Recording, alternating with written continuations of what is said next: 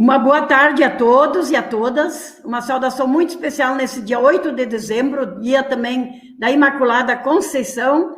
Nós, como Igreja Católica, celebramos esse dia tão importante e dizer o quanto é importante essa primeira jornada intercontinental de economia solidária e essa FEICOP Online 2020. Por causa da pandemia, nos reinventamos e fizemos, então, estamos fazendo esses 15 dias de formação, sempre na parte da manhã, a feira online, na primeira hora da autogestionária, as atividades formativas, e na parte, no final da tarde, os seminários estruturantes, e na parte da noite, os grandes momentos culturais de shows e atividades artísticas. Estamos muito felizes agora de realizarmos, neste momento, o 30º Seminário de Alternativas à Cultura do Fumo, aqui da região central. São 5 dioceses que, durante 30 anos, nos reunimos, nos organizamos e realizamos esses seminários para substituir essa monocultura do fumo, uma cultura de morte, para trocar por alimentos saudáveis, alimentos que geram vida e vitalidade para todas as pessoas. São as dioceses de Santa Cruz do Sul, Santo Ângelo, Cruz Alta, Cachoeira do Sul e Santa Maria. Foi o nosso saudoso e sempre lembrado Dom Ivo Lorscheiter que ajudou a motivar o início desse tão importante seminário, e lá se foram 3 décadas. Estamos muito felizes em hoje poder celebrar os 30 anos, fazendo essa live dentro dessa programação, e esse seminário estava projetado para acontecer durante a 27ª FEICOP, de forma presencial, com muita gente, e estamos realizando ele de forma online também, de forma muito significativa. Nós queremos acolher com muita alegria, com o espírito hospitaleiro do Brasil aqui, a doutora Adriana Blanco, que é chefe do Secretariado Internacional da Convenção Quadro. Doutora Adriana, nós podemos dizer que os 30 anos do seminário contribuíram muito nesse desafio. Quantas vezes fomos a Brasília, quantos seminários nós ajudamos também com a doutora Tânia, a Érica e os demais. E nós, uma vez, fomos vaiados lá em Santa Cruz do Sul por 11 mil pessoas. Menos de 1% estava conosco a favor da Convenção Quadro. E aquele dia nós ficamos persistentes, vencemos e o Brasil ratificou. Hoje são em torno de 180 países. Com a senhora, então, a palavra, muito nos honra a sua presença, mesmo nessa distância. Um abraço, boa fala para seu espaço. Muito obrigada, Irmã. É um prazer para mim estar aqui com vocês. Queridos colegas, boa tarde. A Convenção Quadro da OMS para o controle do tabaco foi desenvolvida em resposta à globalização da epidemia do tabaco. É um abrangente tratado baseado em evidências. Nos últimos 15 anos, a Convenção se tornou um dos tratados mais amplamente ratificados na história das Nações Unidas e conta hoje com 182 partes. A Convenção tem feito uma contribuição significativa para o controle do tabagismo no mundo. Dado o impacto prejudicial do uso do tabaco no desenvolvimento social, ambiental e econômico, a Convenção é um dos apenas 3 tratados internacionais mencionados na Agenda 2030 para o Desenvolvimento Sustentável. Embora os impactos do uso do tabaco na saúde sejam bem conhecidos, ainda precisamos aumentar a conscientização sobre seus impactos ambientais, que incluem o desmatamento, causa de mudanças climáticas, esgotamento da água e do solo. O cultivo do tabaco requer uso substancial da terra, alto consumo da água, pesticidas e mão de obra. Todos recursos finitos que poderiam ser melhor aproveitados. Estima-se que de 10 a 20 milhões de pessoas desnutridas em todo o mundo poderiam ser alimentadas se alimentos fossem plantados em vez de tabaco. Por esse motivo, ao se tornarem parte da Convenção, os países concordam em ter a devida consideração pela proteção do meio ambiente e da saúde das pessoas e promover, conforme o caso, alternativas economicamente sustentáveis para os fumicultores, entre outros trabalhadores. Mas essas medidas permanecem entre as disposições menos implementadas da Convenção. Como quase metade de todas as partes da Convenção indica que existe cultivo de tabaco em seu território, é vital para a comunidade global de controle do tabaco apoiar a implementação dessas medidas. É importante ressaltar que a Convenção não busca penalizar os produtores de tabaco. Pelo contrário, visa aumentar o número de opções de subsistência economicamente sustentáveis com o objetivo de auxiliar esses produtores. Esta é uma das áreas da Convenção que a indústria do tabaco e seus grupos de fachada se opõem com especial interesse para poder manter a dependência dos agricultores, utilizando aparentes associações de agricultores para desenvolver estratégias de controle do tabaco, exagerando os benefícios financeiros da cultura do tabaco e implementando ações de responsabilidade social que buscam construir uma imagem positiva da empresa e distrair a atenção do governo e da sociedade para os reais objetivos dessa indústria. No início deste ano, o Secretariado da Convenção e a Fundação Oswaldo Cruz firmaram um memorando de entendimento para estabelecer um novo centro de conhecimento no Brasil, com o objetivo de apoiar os produtores de tabaco e mudar para atividades economicamente alternativas e melhorar sua saúde, enquanto também contribuem para proteger o meio ambiente. Este centro de conhecimento ajudará o Secretariado da Convenção a capitalizar as oportunidades de maneira regional e global, a fim de fornecer uma melhor coordenação de esforços para promover alternativas ao cultivo do tabaco com base na experiência do Brasil.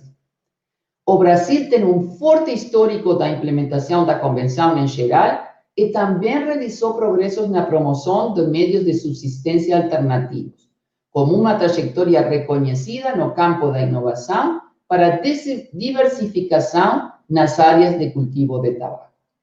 Esta trajetória incluiu o projeto Esperança com Esperança, coordenado pela Diocese de Santa Maria, que está comemorando os 30 anos. Este projeto tem servido de modelo para outros países e eu espero que todos possam continuar com seu bom trabalho por muito mais anos. Eu desejo pessoalmente parabenizar a Irma Luiz Dil pela liderança e conquista. Muito obrigado a todos, tenham um bom seminário.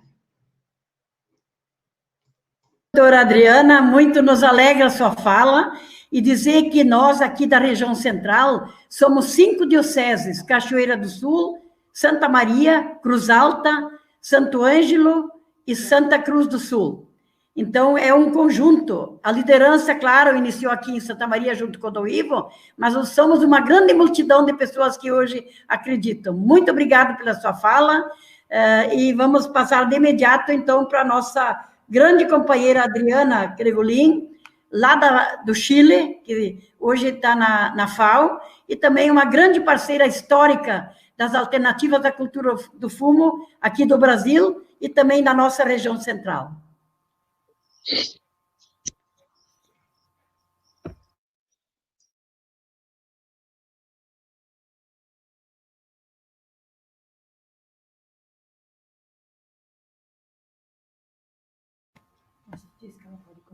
Pode começar, Adriana. Ok, irmã Lourdes, muito obrigada pelo convite, por participar e uma saudação aí para todos os colegas e todos os que estão participando desse encontro. É uma grande satisfação para mim e eu gostaria de compartilhar um pouco aqui a minha tela com vocês para poder apresentar um pouquinho, né, o que uns pontos de reflexão, irmã Lourdes. Você, se puder me avisar, se a senhora puder me avisar se está funcionando. Já conseguem ver?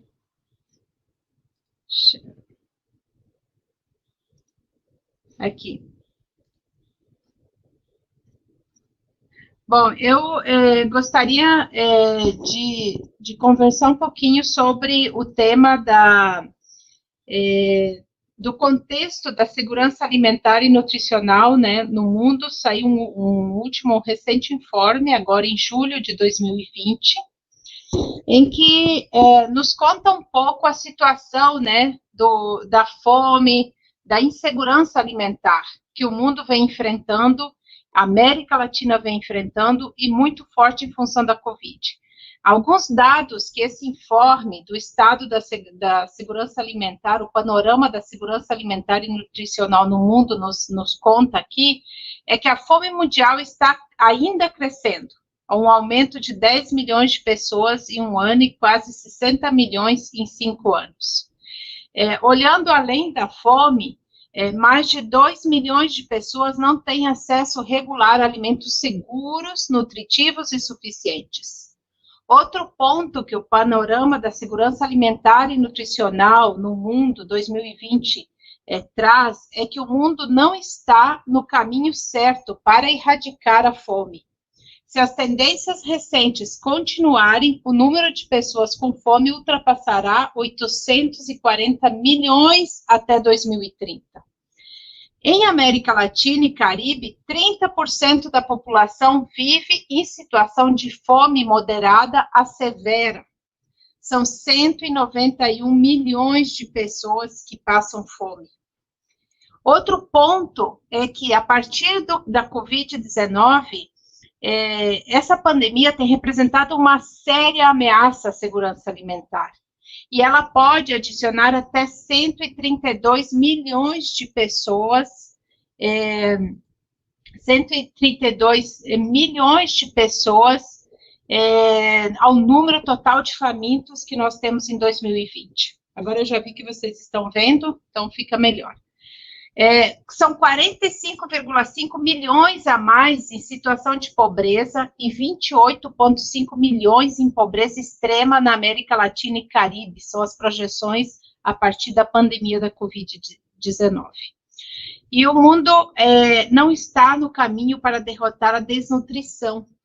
Esse panorama nos indica que, embora haja algum progresso na deficiência de crescimento infantil e na amamentação, o sobrepeso infantil não está melhorando e a obesidade adulta está aumentando.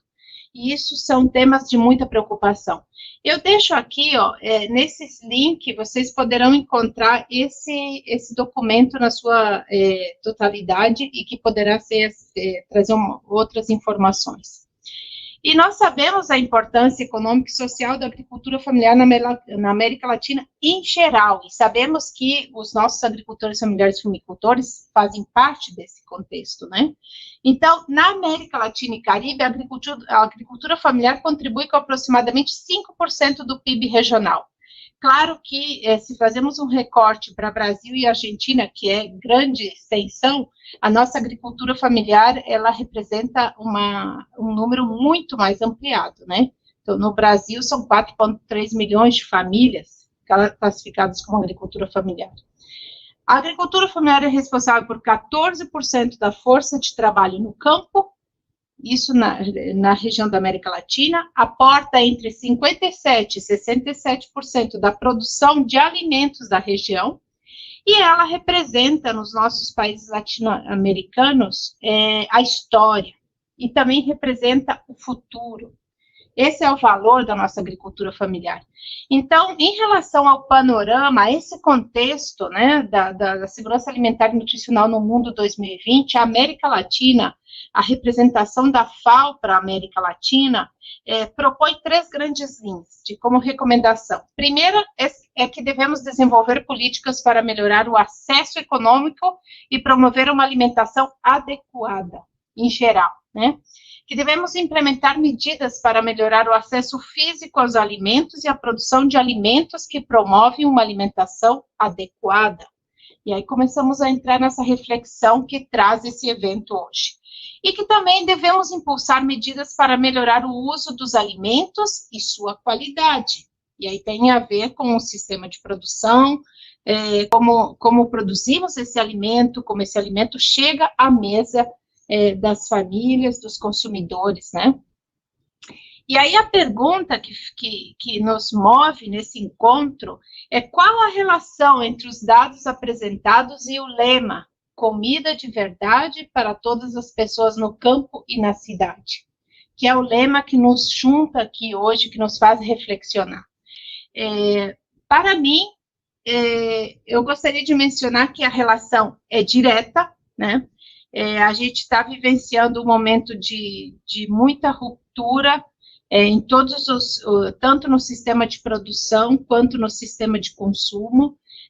A pandemia, ela não está dando sinais de que está diminuindo, e sim vem, né, uma nova onda, está aumentando em todos os países, em todas as regiões do mundo, e cada vez fica mais claro que a agricultura familiar, os pequenos produtores, os produtores de pequena escala, são os que podem e têm condição de oferecer uma comida de melhor qualidade, e eles necessitam o apoio, né?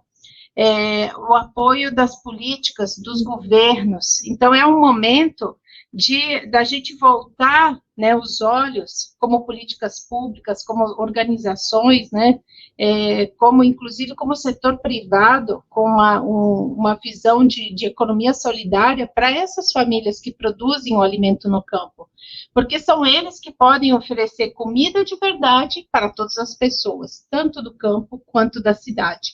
E aí nos faz reflexionar qual é o tipo, né, o modelo de produção, o sistema de produção, os tipos de cultivos, né, que esses pequenos produtores podem se dedicar, para poder a gente poder oferecer e dar conta desse lema, que é comida de verdade para todas as pessoas no campo e na cidade. Eu quero agradecer muitíssimo, quero deixar aqui uma saudação muito especial do nosso representante da FAO no Brasil, que é Rafael Zavala, que é um mexicano, que já passou por Colômbia, fez um super bom trabalho e agora está no Brasil, e é uma pessoa que vocês podem contar para continuar avançando nesse lema. Agradecer muitíssimo o espaço. Eu acredito que o tema da diversificação nas áreas de tabaco é um tema estratégico, nós temos que seguir trabalhando com isso e fazer uma sociedade, parcerias com diferentes instituições e conquistar o governo para que ele possa também continuar trabalhando com essas famílias que tanto necessitam e que não podem seguir sozinhas, elas precisam de apoio. Agradeço muito esse espaço, muito obrigada. Obrigada, Adriana, viu? Depois você volta quando apresentar as experiências. Muita saudade de você, viu? Tua energia aqui no Brasil, mas nós estamos na mesma luta e no mesmo projeto. E dizer que também está sendo construída uma carta pela Loiva Machado, que está nos acompanhando, e pela Begaí do Carmo Flores. Então, nós queríamos pedir licença para os panelistas para a gente inserir esses dados. Depois nós vamos pedir para vocês enviar para nós, para a gente poder inserir esses dados na carta. São sumamente importantes e como cresceram nesse tempo de pandemia, exatamente a nível mundial, não só a nível de Brasil. Então, pedir licença para vocês nos fornecer esses dados e incluir. Agradecer também a Loiva e a Begair, que estão atentos para construir essa carta. Nós temos agora 30 temas e 30 cartas, teremos, dos seminários, que não foram ininterruptos, aconteceram ao longo dos 30 anos. Então, é uma história muito bonita, e nós tínhamos como meta esse ano fazer uma revista, e por causa da pandemia, os projetos zeraram, não foi possível, mas um dia vai ser possível. De imediato, quero agora chamar a doutora Tânia Cavalcante, ela que é do INCA e também é representante aqui da Convenção Quadro do Brasil. Foi uma grande lutadora, viu, doutora Adriana, também para que o mundo ratificasse a Convenção Quadro. Quantos desafios, doutora Tânia, nós enfrentamos, né? Nós, alguns, e agora muitos, né? Estamos aqui felizes hoje, nesses 30 anos do seminário, e queremos, então, ouvir com muito carinho a sua fala.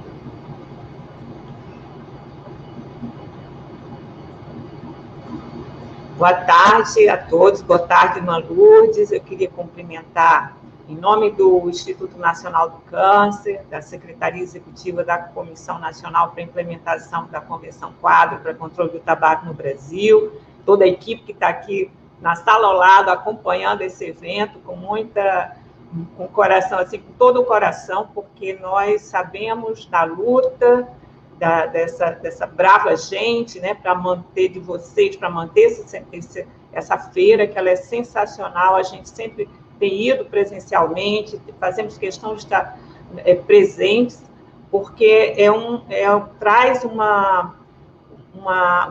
vamos dizer assim,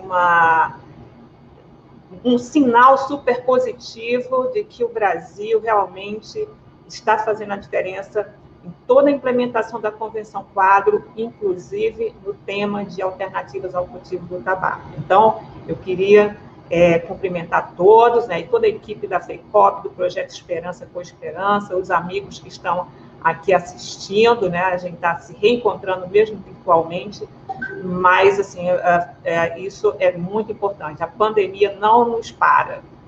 Eu queria só projetar, eu trouxe aqui algumas coisas que eu queria compartilhar com vocês. Deixa eu só achar aqui. Algumas reflexões também, como a Adriana mencionou, que eu acho que é importante a gente conversar um pouco sobre aquilo que as grandes situações atuais, né? Porque esse tema é um tema que tem evoluído.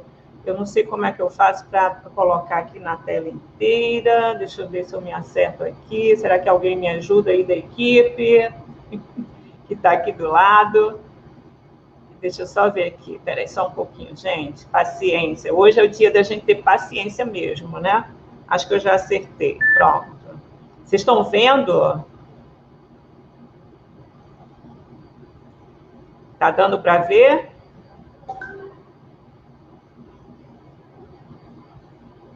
Alô? Vocês estão vendo? Ah, então tá bom. Então estão me dizendo aqui que sim. Então vamos seguir. Então eu queria, irmã Lourdes, pedir licença à senhora para trazer um lema que eu acho que tem tudo a dialoga com o lema desse ano que vocês estão trazendo da alimentação, né, saudável, da alimentação. Eu me lembro que no 13º Seminário de Culturas Alternativas ao Fumo, que aconteceu aí em Santa Maria, eu estive presente, do prazer de acompanhar, e o lema era: o fumo alimenta o quê? Então, a pergunta que traz uma grande reflexão, que eu queria compartilhar aqui com vocês hoje.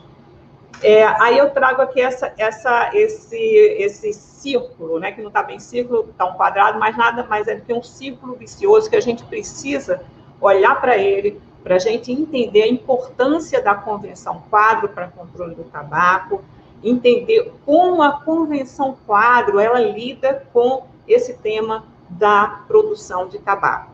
A gente é muito claro para todos, principalmente os países produtores como o Brasil, que as empresas transnacionais de tabaco, aqui no Brasil, por exemplo, que operam a cadeia produtiva do tabaco, elas articulam dois grandes braços, onde fazem duas vítimas. No lado do consumo, que as empresas vendem cigarros, elas têm como alvo principal crianças e adolescentes. Eles trabalham para colocar cigarros e outros produtos de tabaco na boca de crianças e adolescentes para que eles se tornem fumantes, dependentes químicos e garanta com isso a expansão do consumo. Quanto mais gente jovem, mais lucrativo é para as empresas. Já no lado da produção, as empresas vão tentar seduzir pequenos agricultores, passando a ideia de que eles vão ficar ricos produzindo tabaco, e aí transformam essas pessoas em especialistas em produção de tabaco. Eles esquecem das suas culturas anteriores e ficam dependentes economicamente e presos nessa verdadeira cadeia, é a palavra ideal, cadeia do tabaco. E com isso as empresas garantem a expansão do consumo. O denominador comum disso tudo é esse quadrado aqui embaixo. Baixo custo de produção, só voltando, só um pouquinho que eu acho que eu me adiantei. O baixo custo de produção, baixo preço dos produtos, que é importantíssimo para assediar as crianças. Quanto mais barato, mais fácil colocar o cigarro na boca de criança. E, principalmente, elas ganham poder econômico e alianças políticas para obstruir as medidas capazes de reduzir o tabagismo. Aqui no Brasil, a gente está cheio de história, lá no Congresso Nacional, infelizmente, parlamentares da bancada do tabaco, vindo das regiões produtoras, tentando obstruir leis importantes para impedir que essas empresas continuem a colocar cigarros na boca de crianças. Infelizmente, alguns gestores e parlamentares se prestam a apoiar esse tipo de iniciativa, que é muito, assim, não dá nem para nominar, não vou dar nem nome para... Mas aí, o Brasil, né, quando ele ratifica a Convenção Quadro para Controle do Tabaco, a doutora Adriana Blanco falou bastante da relação da Convenção com o tabaco, com a produção. Então, quando o Brasil ele ratifica a Convenção, a implementação das suas medidas se torna a Política Nacional de Controle do Tabaco no Brasil, que é uma política de Estado, não é uma política de governo. Entra e sai governo, o Estado brasileiro é obrigado a implementar o que está aqui nessa convenção. E a irmã deve lembrar, né? Quando a gente brigou bastante, foram 2 anos de bastante discussões, audiências públicas nas regiões produtoras, até que o Senado Federal decidiu ratificar a convenção, desde que o Executivo adotasse um programa de alternativas à produção de tabaco, que é o Programa de Diversificação em Áreas Cultivadas com Tabaco, que ficou sob a coordenação do Ministério do Desenvolvimento Agrário. A Adriana Gregolin foi uma das primeiras coordenadoras desse programa, e hoje esse programa está sob a coordenação do Ministério da Agricultura.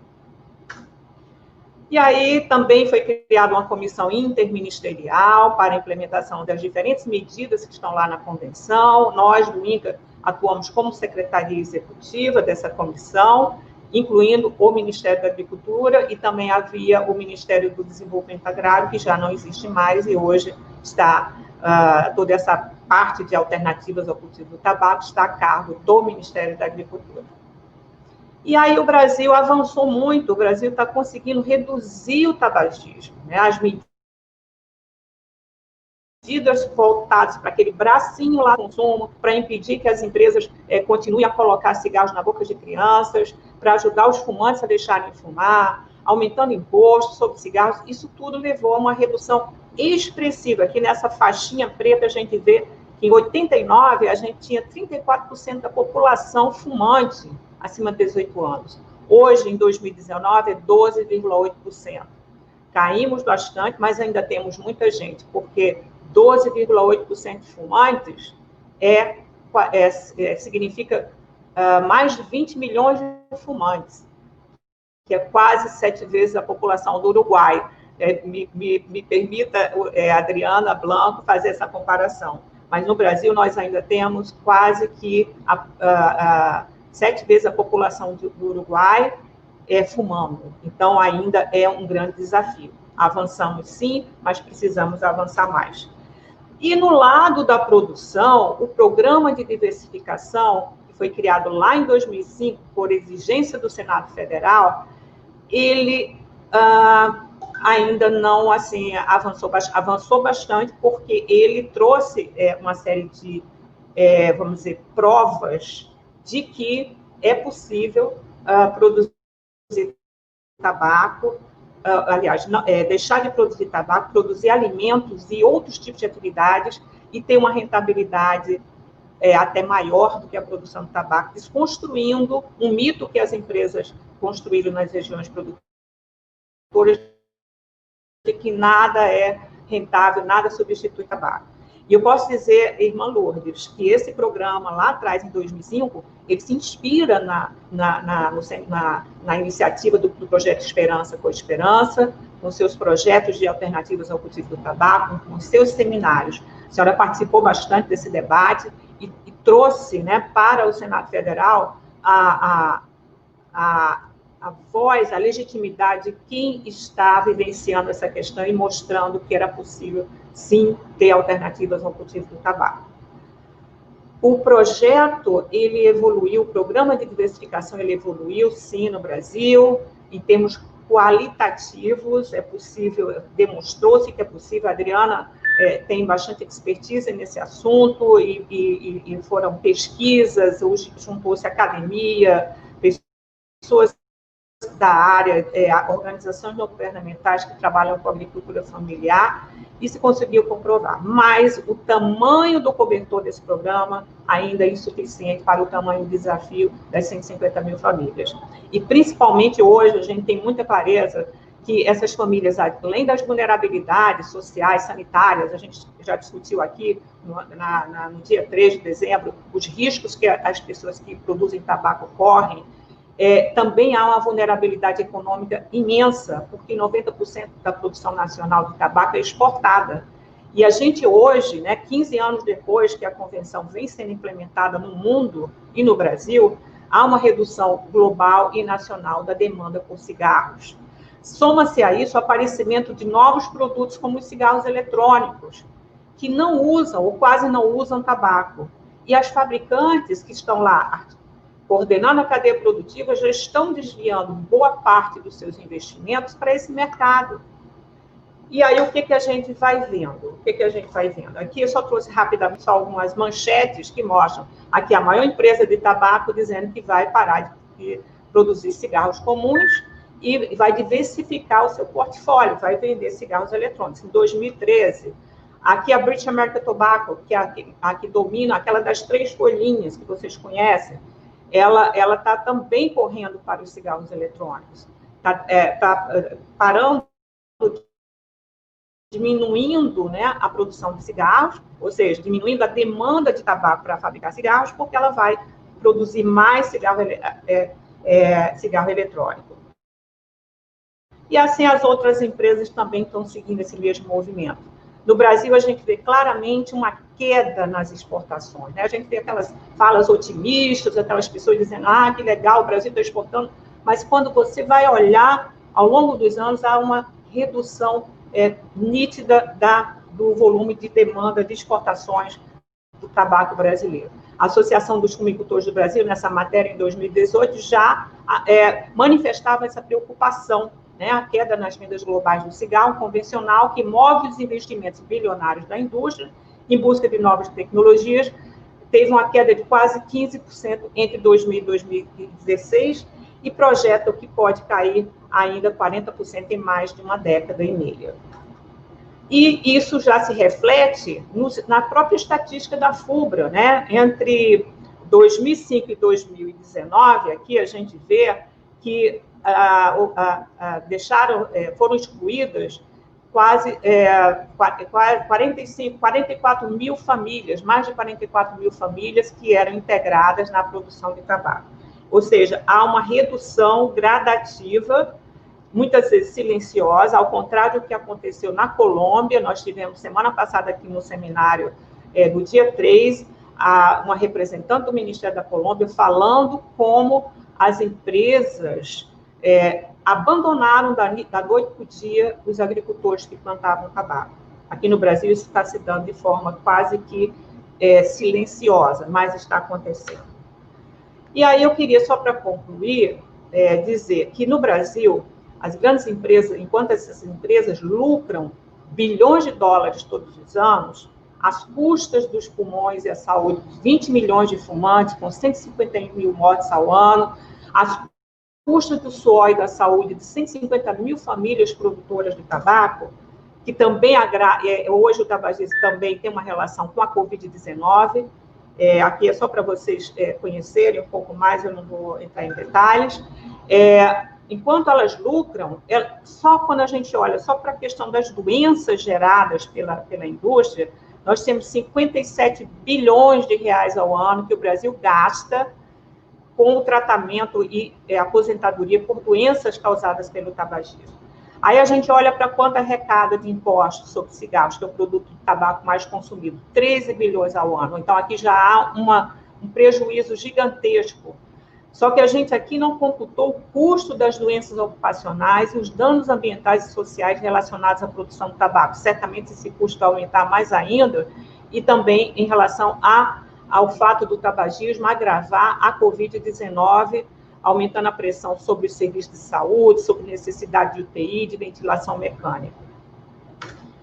Por fim, eu queria só deixar aqui para vocês uma ação que a CONIC está trabalhando. A reforma tributária está em tramitação no Congresso Nacional e oferece um grande potencial para prevenir e mitigar os danos do tabagismo no Brasil e de viabilizar recursos para acelerar a implementação de alternativas economicamente viáveis à produção do tabaco. E aí nós estamos trabalhando junto à comissão mista, que está trabalhando essa reforma tributária, para que essa reforma aplique o princípio do poluidor pagador aos impostos sobre tabaco.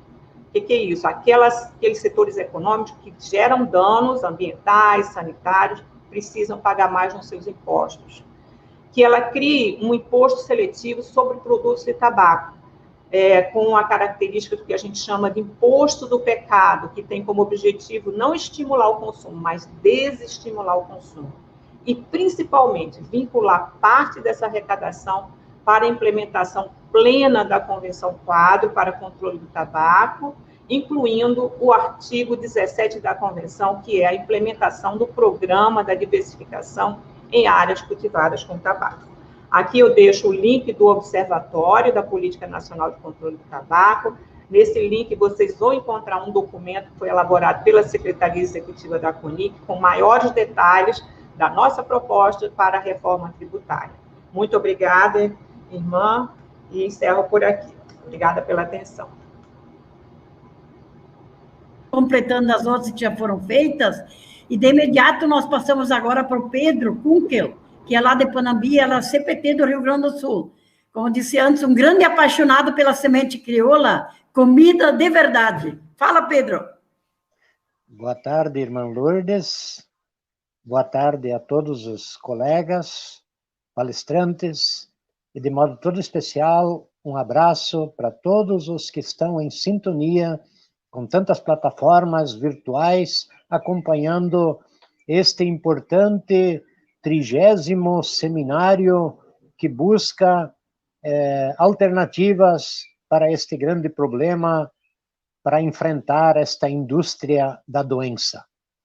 Então, as fumageiras no mundo ajudam a sustentar esta indústria da doença, da tristeza de tantos brasileiros e também homens e mulheres de outras nações que acabam sendo vítimas desta cultivária explorada por transnacionais e multinacionais, tudo em vista de fazer monte, de ganhar muito dinheiro, de lucrar. Então, gostaria, assim, de contextualizar um pouco esse 30º seminário de busca de alternativas da cultura do tabaco. Evidentemente, no contexto de hoje, não podemos ignorar que há um sistema poderoso que não respeita divisas, que está implantado para explorar, para usurpar suor e sangue do povo. E as fumageiras não estão longe, hoje, do modelo de agricultura no Brasil, também chamado o agronegócio, que quer apenas lucrar, exportar. E para isso, nós precisamos estar ligados a também entender que sociedade é esta? Que sociedade é esta que permite que a fome volte a passos largos? Que jovens, crianças, adolescentes estejam aí com falta de saúde, com um desequilíbrio nutricional. A nossa comida, hoje, no contexto geral, está pobre. Por que está pobre? Porque ela é resultado de poucas cultivárias, praticamente todas elas geneticamente modificadas, que significa viciadas no veneno, e aí a doença vem a passos largos, acompanhando esse crescimento das nossas queridas crianças, adolescentes, jovens, e quantas pessoas idosas poderiam ter mais alegria se tivesse também ainda uma saúde. Mas esse projeto que está implantado das elites, nós precisamos, esse 30º seminário de alternativas do fumo não pode desprezar este modelo de sociedade. Aliás, se nós pensar um pouco, refletir um pouco, nós vamos resumir a sociedade em 2 grandes modelos. Um modelo que concentra, que faz monte, e que tem uma ganância de ficar rico. Elites poderosas, transnacionais, que nem estão ligados em fronteiras e divisas. Outro modelo de sociedade descentralizador, que confia, que acredita que todo mundo tem uma vocação e que tem uma possibilidade de também ali se dignificar, respeitando os outros nas suas diferenças. E esse modelo, entra aí um modelo de agricultura, um modelo da agricultura familiar, a qual milenarmente tem um conhecimento que vem de gerações em gerações de produção de comida, e comida saudável. E produzir comida que forma um bolo alimentar equilibrado, nutricionalmente falando, e que nos devolve a saúde, nos mantém saudáveis. Então, o modelo de sociedade que amontoa, que concentra, ele passa pela política, passa pelas eleições municipais, na escolha de vereadores, na escolha de prefeitos. Há poucos dias vimos isso. Esse modelo passa pela escolha dos nossos representantes das assembleias legislativas, dos governos dos estados, da Câmara Federal, do Senado e também da República Federativa. Mudar um modelo das fumageiras, evidentemente passa também carinhosamente na busca de conscientização dos nossos camponeses, hoje reféns de multinacionais, transnacionais, no caso chamando as fumageiras. Quantos lavoureiros hoje são reféns? Não tem mais semente própria. Aliás, os nossos fumicultores são reféns até da semente do fumo. A empresa vende uma latinha de semente com 60.000 sementinhas, que custa R$600. E um pé de fumo produz praticamente 60.000 sementinhas de fumo. Os nossos índios provam isso. Então, o tabaco não é 100% devemos demonizar. Ele faz parte da história. Agora, os nossos fumicultores, homens e mulheres, cada vez mais sofridos, cada vez mais doentes, menos alegres. Eu, durante vários anos, trabalhei nas regiões dos vales, onde as fumageiras estão implantadas, a região dos vales, aqui do Rio Grande do Sul, onde milhares de famílias dependem da produção do tabaco. Eles têm consciência dessa questão que é preciso produzir comida, e eles sabem de que o fumo não é comida. Então, a nossa luta é mais alimento, menos tabaco. E por onde passa isso? Evidentemente por políticas públicas. Não é possível nós lutar sozinho. Por isso que a grande estratégia, a grande ferramenta também passa em escolher democraticamente pessoas, lideranças, seja no nosso município, seja no nosso estado, na nossa federação, que defendem um modelo de sociedade fraterna, participativa, igualitária, justa. E o quanto é preciso nós continuar esta luta, no bom sentido, falar de desalienação do povo. Que o povo saiba beber de uma vertente distante da fake news. A nossa mídia tradicional, a mídia corporativa, que é controlada por grandes grupos e poderosos, que dominam a opinião pública. O quanto precisamos enfrentar este monstro que não ajuda a salvar, defender e promover a irmã verdade. Hoje, infelizmente, a irmã verdade anda por aí em pleno dia de peito estufado, vestida. Aliás, a mentira de peito estufado anda em pleno dia nos nossos centros urbanos e também no interior, vestindo uma vestimenta da verdade, enganando o povo. Por isso, se eu digo assim, que neste contexto geral, precisamos ter muito claro e muito presente que faz parte a consciência social e nós lutar por políticas sociais em favor da agricultura familiar.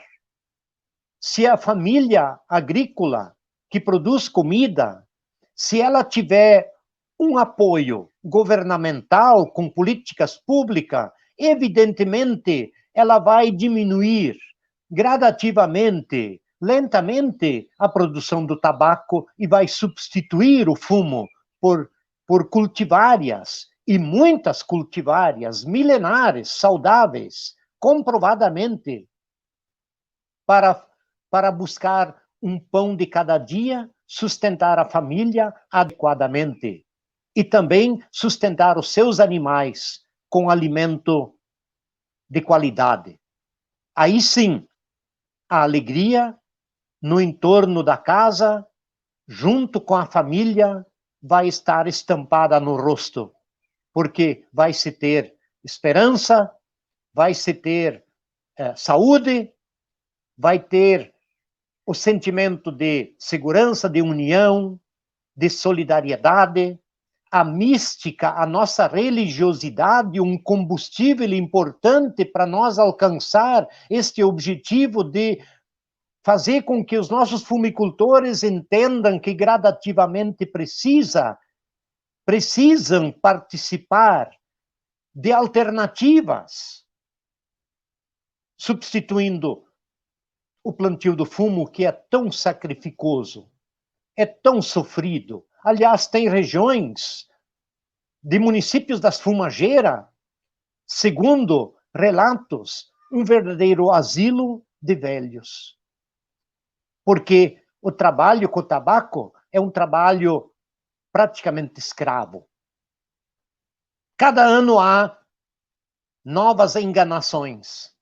As fumageiras investem muito na formação dos seus instrutores, que passam a ser praticamente membros das famílias dos fumicultores, de confiança.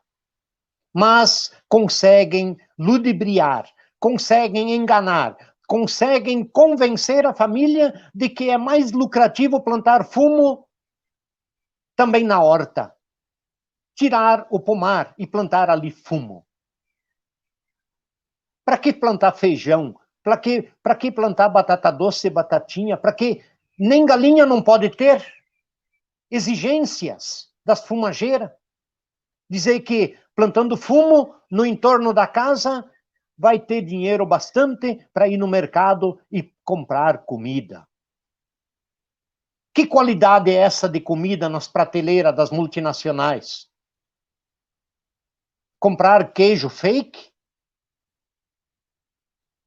Ovo sem qualidade? Substituir a banha do porco, que milenarmente foi comprovadamente é saudável, e comprar um azeite de má qualidade, de um soja transgênico? Fazer rancho 100% nos grandes aglomerados controlados por transnacionais, e nós em casa, dia de sol a sol, lidar com um monocultivo chamado tabaco. E quantas vezes não tem clima para lidar com ele? Quantos agricultores, os jovens, caem fora? Não aceitam. Porque é muito sofrido. E não tem futuro. E lá ficam os velhos, né? Ter que trabalhar, lidar com o fumo nos dias de sol quente. Todo mundo sabe que se intoxica. Lidar com o tabaco no dia de chuva, intoxica. Na hora de enfornar ele, intoxica. Não é por nada que tantas famílias, queridas famílias que produzem, estão nessa cadeia, nesta prisão do monocultivo do tabaco, não tem mais sentido na vida, não tem mais alegria no rosto, não conseguem participar normalmente das rodas de chimarrão dos amigos, participar de uma comunidade, ter tempo para isso, buscar beber de uma vertente comum unitária, para também ter uma saúde espiritual. E hoje vemos aí uma confusão geral. Veja aí o fanatismo religioso.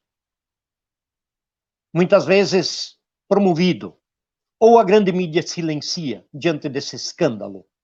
Povo se dividindo em nome de Deus. Bebendo de uma vertente do ódio. Aliás, o ódio está institucionalizado hoje. Um perigo. Vemos a situação mundial da pandemia. Aliás, a pandemia tem a ver com a agressividade da Mãe Terra, com o sumiço de muitas cultivárias do vovô e da vovó, ameaçadas, extintas pelo veneno, pela agressão, pelo coquetel químico. Então, urgente, chega de veneno. Políticas públicas, sim.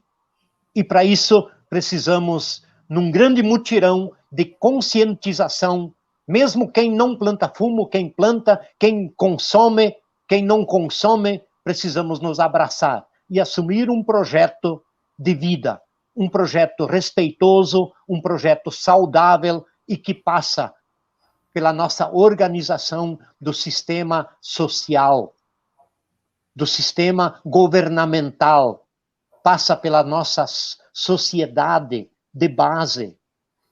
Então, se nós não fizer esse tema de casa hoje, nós seremos duramente cobrados por uma geração que há de nascer, que ainda não nasceu. E quando vier, eles vão precisar e vão querer um mundo possível de se viver. Então, diria isso num primeiro momento, para a gente refletir sobre este contexto amplo em que os nossos queridos fumicultores estão agaiolados, estão aprisionados. Muito obrigado, Pedro, pela sua rica contribuição e todos os painelistas. A gente podia ir um dia, muitos dias. Se fosse presencial, nós teríamos muito mais tempo. Mas, infelizmente, o tempo nos pressiona, e dizer que todas essas falas que foram feitas pelos panelistas, elas estão inseridas no grande tema da FECOP 2020, que é construindo a sociedade do bem viver por uma ética planetária, Exatamente isso que cada um falou, e agora, por último, Pedro, e que está inserido também no nosso tema do 30º seminário. 30 anos de resistência, luta, criatividade na construção da sociedade do bem viver. E o lema, comida de verdade para todas as pessoas no campo e na cidade. Que ricas reflexões, gente, nesta data do dia 8 de dezembro.